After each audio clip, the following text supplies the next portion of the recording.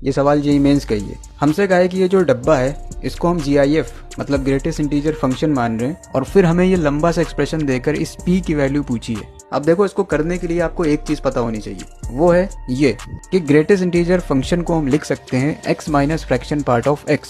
अब ये जो पहली टर्म है इसके ऊपर ये चीज लगाते हैं, तो 1/x के जिफ को मैं लिख सकता हूँ 1/x minus fraction part of 1/x।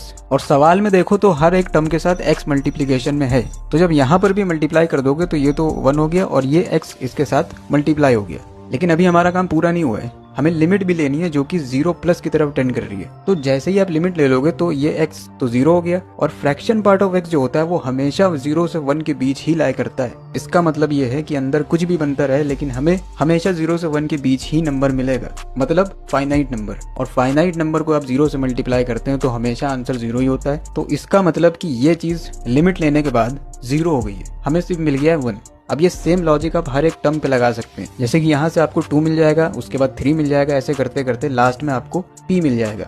और सेम चीज ये है, बस यहाँ पर x की जगह पर x² दे दिया गया है, तो कोई दिक्कत वाली बात नहीं है। सेम प्रोसीजर आप अपनाएंगे आपको कुछ ऐसी सीरीज मिल जाएगी 1², 2², 3², 9² तक, और इसकी value greater than equal to 1 है। अब ये चीज आपको सॉल्व करनी है। यहाँ पर सम ऑफ नेचुरल नंबर लिखा हुआ है, यहाँ पर sum of square of natural number लिखा हुआ है, तो यहाँ पर मैंने लगा दिया p इंटू p प्लस 1/2 और यहाँ पर n into n plus 1 2n plus 1/6। p की तो हमें वैल्यू निकालनी है और यहाँ पर 9 टर्म्स हैं तो n की जगह पर 9 रख दिया है। इसको सॉल्व करने के बाद आपको कुछ ये मिल जाएगा p into p plus 1 greater than equal to 572।